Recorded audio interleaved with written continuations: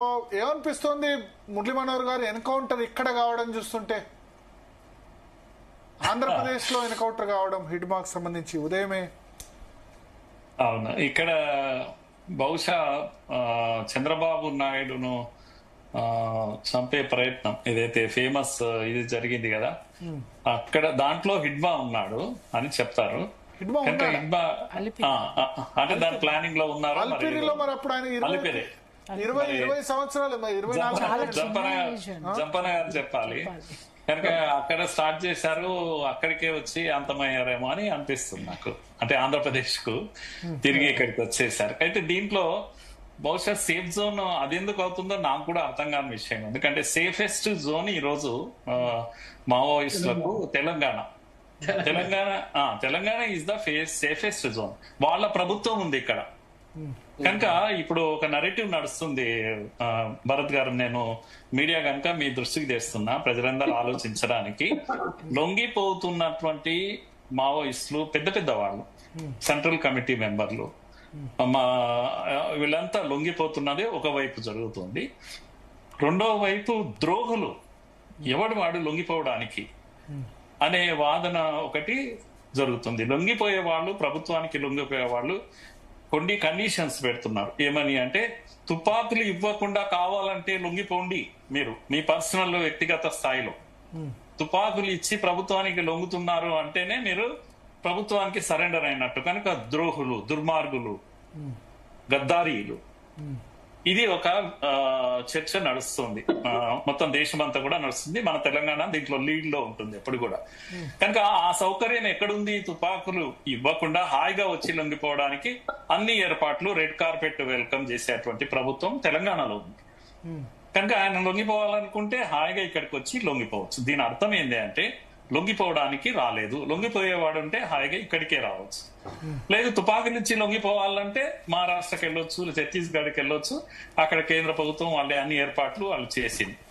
ఆంధ్రప్రదేశ్కి ఎందుకు వెళ్ళారు అన్నప్పుడు, ఇవన్నీ కానప్పుడు ఆంధ్రప్రదేశ్కి ఎందుకు వెళ్ళారు? తప్పకుండా అక్కడ హైడౌట్ ఏదైనా పెట్టుకోవాలి, అక్కడ నుంచి ఆపరేషన్ చేయాలి అనేటువంటి ఆలోచన ఏదైనా ఉంటుంది. లేదా ఒక పెద్ద ఆపరేషన్ ఏదైనా ఆంధ్రప్రదేశ్ లో చేయాలి, మళ్ళా ప్రెజెన్స్ ను చూపించడానికి అనేటువంటి ఇటువంటి ఆలోచన కూడా ఉంటుంది తప్పకుండా. అది తప్ప ఆంధ్రప్రదేశ్కి వెళ్ళడానికి ఇంకొక అవకాశం లేదు. ఎందుకంటే అక్కడ ఉన్నది సాఫ్ట్ కార్నర్ ఉండే ప్రభుత్వం కాదు, మీకు స్వాగతం పలికే ప్రభుత్వం ఏం కాదు, ఎనిమి ప్రభుత్వమే ఒక రకంగా, మోడీ ప్రభుత్వమే అక్కడ కూడా ఉన్నట్టు లెక్క. సో దాన్ని నేను అలా చూస్తున్నాను.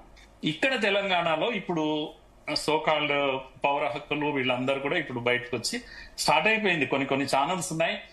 హీరోగా వర్ణించి హిడ్మాను, ఆయన ఒక చాకు లాంటి కుర్రాడు, ఆయన వ్యూహం ఉంటే, ఆయన ఒకసారి పథకం వేస్తే ఇంకా దానికి తిరుగుండదు, ఇలాంటి ఒక హీరో వర్షిప్, ఆయనను ఆకాశానికి ఎత్తి చేసే లాస్ట్ 1 month అంతా మీరు వింటుంటారు. బహుశా హిడ్మా దొరకడు, ఎవరికి దొరకడు, చిక్కడు దొరకడు కనుక తప్పించుకుంటాడు, ఎక్కడికో వెళ్ళిపోతాడు, హిడ్మా చేయాల్సింది చేస్తాడు తప్పకుండా. ఇలాంటి ఒక హీరో వర్షిప్ ఈ వాదన అంతా కూడా తెలంగాణలో నడుస్తుంది. టోటల్ గా నేను చెప్పొచ్చింది ఏంటంటే, దీని గూఢార్థము, ఫైనల్ మీనింగ్ నేను ఏం చెప్తున్నానంటే, ఈ మావోయిజం అనే ఉద్యమానికి మన 50 ఏళ్ల జీవితాలను అర్పించాక ఈ దేశము త్యాగాలు చేయాల్సిన వాళ్ళు త్యాగాలు చేయంగా, కామన్ మ్యాన్ అనుకుందాం, పోలీస్ అనుకుందాం, మావోయిస్టులు కూడా అనుకుందాం, ప్రాణాలన్నీ పోయాక ఈ ఇజానికి ఇప్పుడు కనీసం దీన్ని క్లోజ్ అయ్యేటువంటి ఒక స్థితి వచ్చింది.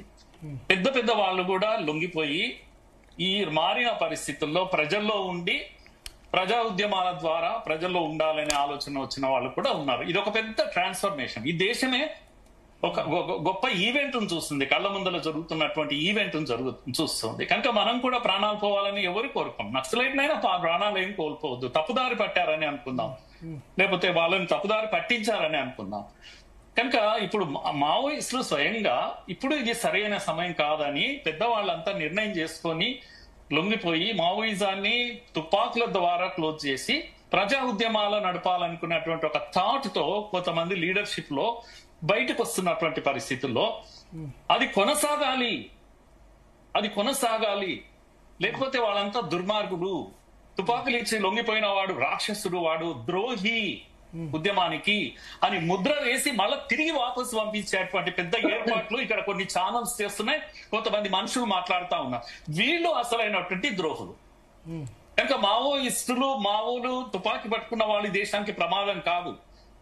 దీని కొరకు పుంకాలుగా నిలబడి ఏసీ రూమ్ లో నిలబడి కూర్చొని మాట్లాడే వాళ్ళు ఉన్నారు చూడండి. ఈ విషయాన్ని విద్యార్థులకు యువకులకు పంచే వాళ్ళు ఉన్నారు చూడండి, వీళ్ళే అసలైనటువంటి ద్రోహులు నా దృష్టిలో. కనుక ఈ రోజు ఈ టీవీ డిబేట్స్ లో వీటిల్లో మాట్లాడుతున్న వాళ్ళు సరే అంటే వాళ్ళు నేను విషయం నింపడం కాదు కానీ వాళ్ళు భారతదేశ పౌరులు కొంచెం సాఫ్ట్ గా డీల్ చేయండి అని అంటున్నారు. దాని సమర్థ ఆ వైలెన్స్ అయినా ఈ వైలెన్స్ అయినా రెండు ఖండించే వాళ్ళు. మీరు 300 మంది సుమారుగా 400 మంది వాళ్ళ లీడర్ తో వచ్చి లొంగిపోయారు, ప్రభుత్వం దగ్గర సరెండర్ అయ్యారు. మొదటిసారి రాజ్యాంగాన్ని చేతిలోకి తీసుకొని ఆనందంగా ఫోటోలు దిగుతున్నారు. నవ్వడం కూడా పాపమే అని అంటున్నారు ఇప్పుడు వీళ్ళు. మీ బాడీ లాంగ్వేజ్ లో ఏదో తప్పుంది, మీరు మోడీకి సరెండర్ అయిపోయారు అనేటువంటి పద్ధతిలో వీళ్ళు మాట్లాడుతున్నారు చూడండి. నేను తప్పు పడుతున్నాను. ఏం చేసినా తప్పుగా అంటే మీకు ఏం కావాలి అంటే ఉద్యమం కొనసాగాలి, చస్తే శవాలు రావాలి, ఆ శవాల మీద రాజకీయం చేయాలి. ఎంతకాలం చేద్దాం? ఏం కావాలి ఈ దేశం? ఓకే. కనుక నేను ఈ దీన్ని సమర్థించేదాన్ని, ఈ రక్తపాతాన్ని సమర్థించే వాళ్ళను నేను తప్పు పడుతున్నా. ఓకే, మానవత్వం అందరికీ ఉంది. ఇప్పుడు ఆడ సరెండర్ అయితే 400 మంది 500 మంది సరెండర్, వాళ్లకు అన్ని సౌకర్యాలు ఏర్పాటు చేశారు. వాళ్ళు తిరిగి జీవితంలో మళ్ళీ ఎస్టాబ్లిష్ అయ్యి వాళ్ళు నిలబడడానికి 2 కాళ్ళ మీద గట్టి నిలబడడానికి కావాల్సిన ఏర్పాట్లన్నీ ఇప్పుడున్న ప్రభుత్వం చేస్తుంది. దుర్మార్గంగా వర్ణిస్తున్నారు, తుపాకులతో కాల్ చేస్తున్నారు, డేట్ పెట్టి చంపేస్తున్నారు. ఎందుకు చంపుతున్నారు? ఎవరిని చంపడం లేదు. తుపాకి పట్టుకొని తిరగబడ్డ వాడే చస్తున్నాడు. మిగతా వాళ్ళు ఇప్పుడు ఆడ 30 మంది వస్తే 6 మంది చనిపోయారు. 27 మంది ఎందుకు చావలేదు? 27 మందిని ఎందుకు సరెండర్ చేశారు? ప్రొఫెసర్ కోదండరామ్ గారు జాయిన్ అయ్యారు, మాట్లాడదాం. కోదండరామ్ గారు.